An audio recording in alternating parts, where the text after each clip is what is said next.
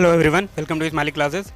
सो आज यहाँ पे एक इम्पॉर्टेंट वीडियो है कि एग्ज़ाम हॉल में पेपर को अटैम्प्ट कैसे करना है, जो कि बहुत ही इम्पॉर्टेंट एक फैक्टर रोल प्ले करेगा वहाँ पे कि एग्ज़ाम को आखिर अटैम्प्ट कैसे किया जाए।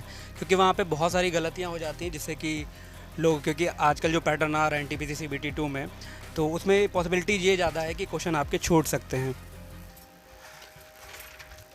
तो वो सारी गलतियाँ ना हों आप लोगों से, तो उसके लिए मैं यहाँ पे कुछ पॉइंट्स या टिप्स बताऊँगा आपको, जिससे कि आपको थोड़ा आसानी होगी पेपर को अटेम्प्ट करने में, जिससे आपकी गलतियाँ भी कम होंगी, जिससे आपका स्कोर भी इम्प्रूव होगा। तो क्योंकि यहाँ पे एक करियर का यहाँ पे सवाल है, तो अगर आपसे एक भी गलती हो जाती है तो आपको काफ़ी भारी पड़ सकती है। क्योंकि आपको पता ही होगा कि एक एक नंबर कितना रोल प्ले करता है एग्ज़ाम में और कट ऑफ को क्रॉस करने में। तो यहाँ पे मैं कुछ पॉइंट्स की बात करूँगा, तो कि मैंने कैसे लेवल 6 का एग्ज़ाम दिया था, जिससे मेरा जो स्कोर जो था, क्योंकि वहाँ पे तो हम लोग को पैटर्न पता ही नहीं था कैसा आना था, लेकिन फिर भी यहाँ पे स्कोर जो मेरा 90.33 बना था आउट ऑफ 120, तो वो कैसे आखिर हुआ। तो वहाँ पे मैंने कैसे पेपर अटैम्प्ट किया था, जिससे मैंने टाइम मैनेज कर पाया थोड़ा बहुत, क्योंकि मेरा अटैम्प्ट जो था वो 105 था, और एक्यूरेसी कैसे मेंटेन कर पाई, तो वो सब मैं यहाँ पे बात करूँगा। तो इससे पहले आपसे एक छोटी सी रिक्वेस्ट है, अगर चैनल पे नए हो तो चैनल को सब्सक्राइब कर लीजिएगा, क्योंकि इस तरह का कंप्लीट गाइडेंस यहाँ पे मिलेगा आप लोगों को कैसे क्या करना है एग्ज़ाम्स में।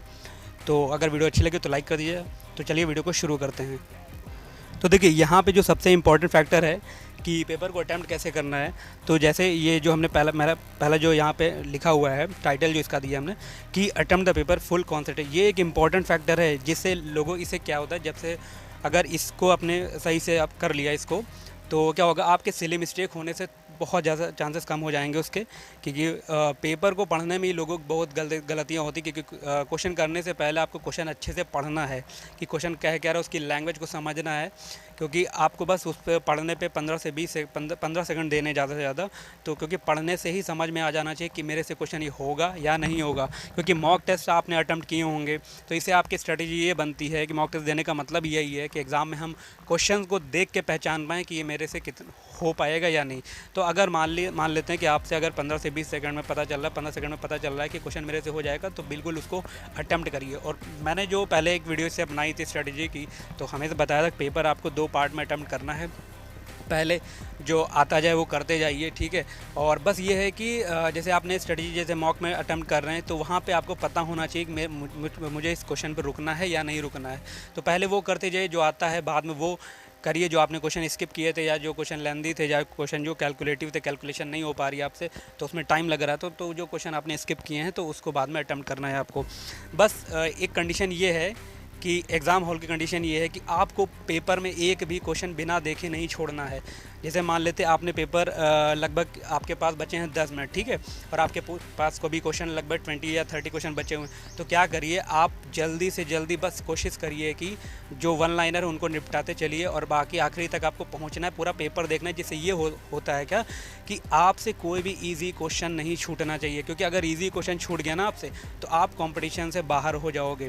क्योंकि जो हार्ड क्वेश्चन होते हैं उनको, वो तो ठीक हो, तो सबके लिए हार्ड ही, लेकिन अगर ईजी क्वेश्चन मान लेते हैं किसी ने टाइम मैनेज कर लिया और आखिरी तक पहुंच गया, काफ़ी बच्चे तो उन्होंने टाइम मैनेज किया और इजी क्वेश्चन हो गए उनसे, तो वो तो अंदर ही है कंपटीशन में। लेकिन अगर आपसे इजी क्वेश्चन छूट गया कोई, तो आप बाहर हो जाओगे। ये एक मस्त कंडीशन है कि आपको पूरा पेपर ज़रूर देखना है। तो और यहाँ पे एक जो पहला पॉइंट है कि क्वेश्चन को रीड करना है बहुत ही केयरफुली, और उसके ऑप्शंस को भी। एक्चुअली में क्या होता है, जब कोई इजी क्वेश्चन आ जाता है सामने, ठीक है, तो जो स्टूडेंट होता है वो काफ़ी ओवर कॉन्फिडेंस में चला जाता है, अरे ये तो मैंने किया, तो बस क्वेश्चन पढ़ा, पहला ऑप्शन अगर दिख गया उसको टिक कर दिया। तो यही मैं कहना चाह रहा हूँ, क्वेश्चन को इतनी जल्दबाजी में नहीं करना है। क्वेश्चन को पढ़िए आप अच्छे से, चाहे इजी हो चाहे हार्ड हो, क्वेश्चन को अच्छे से पढ़ना है और ऑप्शंस को अच्छे से पढ़ना है, क्योंकि एग्जामिनर कभी भी क्वेश्चन को कुछ भी घुमा सकता है, ठीक है। तो उससे आपको बचना है, जिससे आपकी सिली मिस्टेक भी कम होंगी। और सेकंड पॉइंट जो हमने लिखा, ये काम योर माइंड। पहली बात तो आपको बहुत ही शांत दिमाग से वहाँ पे पेपर करना है। तो क्योंकि मैंने अभी जब लेवल 6 का एग्ज़ाम दिया था, या मैंने जो भी एग्ज़ाम दिए, तो काफ़ी मैंने देखा है कि एग्ज़ाम सेंटर के बाहर भी लोग क्या होते हैं, पढ़ते रहते हैं, जो कि आपको नहीं करना है ये गलती, क्योंकि उसका कोई मतलब नहीं बनता। क्योंकि जितना आपने घर पे पढ़ा है या कुछ सालों में जो भी पढ़ा है, काम वही आने वाला है, ठीक है। अब हम ये नहीं एग्ज़ाम से पहले ये नहीं कि एग्ज़ाम सेंटर से बाहर खड़े होकर पढ़ रहे हैं कॉपी के, तो उससे बस ये है कि आपके दिमाग पे प्रेशर ही बनेगा और कुछ नहीं होगा, ठीक है। तो वो काम नहीं करना है, बंद कर देना पूरी तरह से पढ़ाई। आराम से सेंटर पे जाओ, इधर उधर टहलो थोड़ा बहुत, ठीक है। बस आराम से जब पेपर उसको आराम से सॉल्व करो। फिर अटैम्प्ट पार्ट जो अटैम्प्ट पेपर जो बताया था मैंने, टू पार्ट में हमें ऐसा कि उसको अटैम्प्ट करना है कि जो क्वेश्चन आते हैं वो करते जाइए, और जो बाकी जो हार्ड हो या कैलकुलेशन में प्रॉब्लम आ रही हो या लेंदी क्वेश्चन हो, लैंग्वेज ज़्यादा हो, तो उनको स्किप करिए, उनको बाद में अटैम्प्ट करिए। तो इससे क्या एक फ़ायदा मिलता है कि माइंड पे प्रेशर नहीं बनता है कि मैंने इतना टाइम दे दिया, क्वेश्चन नहीं हुआ। तो एक इससे बचेंगे कि माइंड पे प्रेशर नहीं बनेगा, जिससे जो भी क्वेश्चन होंगे उन पे आप अच्छा दिमाग चला पाएंगे। जैसे कि रीजनिंग के होते, क्योंकि रीजनिंग तो एट टाइम वहाँ पे डिपेंड करता है कि आपका दिमाग चल रहा है या नहीं चल रहा, क्योंकि कभी कभी ऐसा होता है कि रीजनिंग के आसान क्वेश्चन भी हम लोगों से नहीं होते हैं। तो बस ये दिमाग पर डिपेंड करता है आपका दिमाग कितना शांत रह रहा है, ठीक है। तो इससे आपको बचना है। और यहाँ पे जो मैंने ये जो पॉइंट लिखा है कि डोंट गेस द आंसर देखिए, जब भी अगर कोई भी क्वेश्चन आ रहा है, अगर क्वेश्चन के बारे में आपको नहीं पता और ऑप्शंस के बारे में भी नहीं पता, तो आपको कभी भी गेस नहीं करना है। गेस तभी कीजिए जब उसके ऑप्शन में 50-50 का पॉसिबिलिटी हो राइट होने की। क्वेश्चन को तभी गेस करिए। मेरा ही भी अप्रोच यही रहता है कि अगर मान लिया 2 ऑप्शन में अगर डाउट है मेरे को, तो मैं ज़रूर उसको अटेम्प्ट करता हूँ, मैं स्किप नहीं करता हूँ। लेकिन अगर ऑप्शंस के बारे में भी नहीं पता है और क्वेश्चंस के भी बारे में नहीं पता है, जैसे जीके का जो भी हो गया क्वेश्चन, तो बिल्कुल आप उसको स्किप कर दीजिए। पूरी तरह से टाइम बिल्कुल मत वेस्ट करिए, उसको स्किप कर दीजिए। तो अब कुछ हम आगे पॉइंट के पास बात करेंगे।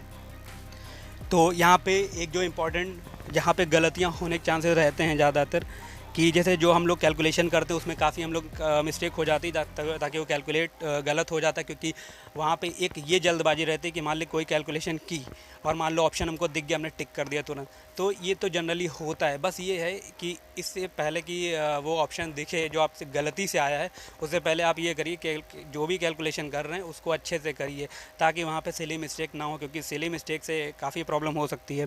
तो अब यही है, ये एक इम्पॉर्टेंट जो बताया, कंप्लीट पेपर को आपको पूरा देखना है।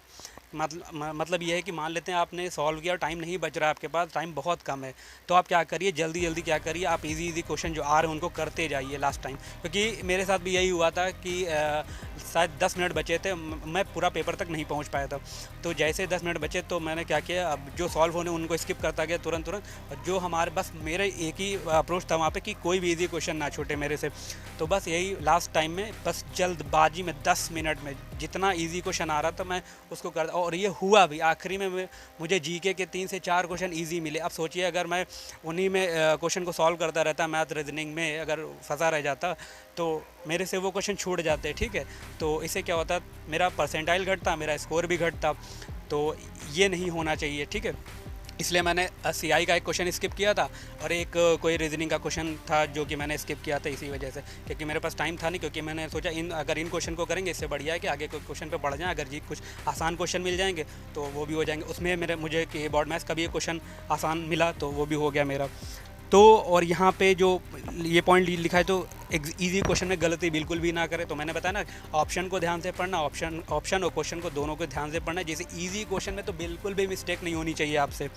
और यहाँ पे जो इस पेपर का जो हो रहा है 532, क्योंकि आपने अभी लेवल 6 की कट ऑफ देखी होगी। हालांकि कट ऑफ तो इतनी हाई नहीं गई है, ठीक है, लेकिन इसके भरोसे मत बैठिएगा कि इसी तरह से कट ऑफ जाएगी। क्योंकि आप अगर समझ रहे कि जैसे 71 अभी बेंगलोर की कट ऑफ गई है, तो फाइनल सिलेक्शन मान के चलिए उसी का है जो 10 नंबर प्लस है इससे कट ऑफ से, फाइनल में उसी का होना है, ठीक है। तो अगर मान लेते हैं किसी का नहीं है 10 प्लस कट ऑफ से ये कम है, तो वो क्या करे, जो भी 532 है उसमें परफॉर्मेंस अपना अच्छा दे, ठीक है, ताकि ज़्यादा से ज़्यादा स्कोर करे। क्योंकि कभी कभी क्या होता है, लोग सेफ स्कोर के चक्कर में ना कभी किसी का पॉइंट से रह जाता है, वो बॉर्डर मैन बन के रह जाते हैं। वो नहीं करना है कि आपको एक टारगेट करना है अपना कि हमको इतना लाना है। कट ऑफ कुछ भी रहे, आपको उससे नहीं मतलब है। तो मैंने यहाँ पे इस पेपर का जो भी टारगेट है वो 90 to 95 रखा है, बिल्कुल आपको सेफ़ रहने के लिए, कि आपको कट ऑफ के बारे में बिल्कुल भी नहीं सोचना पड़े। अगर 90 to 95 आपने स्कोर कर लिया, इसी पैटर्न पे अगर पेपर आ रहा है, तो मैं बात कर रहा हूँ वो ज़्यादा चांसेस कि इसी पैटर्न पे ही आएगा। अब इससे क्या टफ होगा वो, ठीक है। तो ये टारगेट आप सेट करिए कि 90 to 95 स्कोर करना है। इसके लिए आपको अटैम्प्ट तो 100 प्लस लेना ही पड़ेगा, विद फुल मतलब मैक्सिमम एक्यूरेसी के साथ आपको 100 प्लस अटैम्प्ट लेना पड़ेगा। और अब हो भी जाना चाहिए, क्योंकि आप तो आप लोग का पैटर्न भी पता है कि कैसे क्वेश्चंस आ रहे हैं, तो आप उस तरह से आप स्ट्रेटजी आप बना भी चुके होंगे कि इतना हम अटैम्प्ट कैसे लेना है। तो बस इसका टारगेट जो है 90 टू 95 रखिए, जिससे आप बिल्कुल सेफ़ हो जाएँ। तो अब कुछ आगे पॉइंट पे बात करेंगे हम। और देखिए कुछ लोग बात करते हैं कि एक्सपेक्टेड कट ऑफ बताइए। देखिए पेपर होने से पहले कट ऑफ की बात नहीं करी जा सकती, ठीक है। तो जब पेपर हो जाएगा 532 का, उसके बाद मैं वीडियो बनाऊंगा क्या एक्सपेक्टेड कट ऑफ रह सकती है, क्या सेफ स्कोर रह सकता। अगर मान लिया आप चाहते ही हैं कि कितना स्कोर मतलब सेफ़ हो जाए लेवल 5322 में, क्योंकि आपको पता है लेवल 5 की बात कर रहा हूँ, अगर गुड्स गार्ड की पोस्ट की बात करूँ तो इसमें सिर्फ यही एग्ज़ाम होना है, क्योंकि इसमें और ना साइको है ना टाइपिंग है। तो समझ के रखिए कि इसकी कट ऑफ तो हाई जाएगी। तो वही इसीलिए मैंने कहा है आपको 90 टू 95 करना है, इससे आप गुड्स गार्ड में भी सेफ़ हो जाएंगे।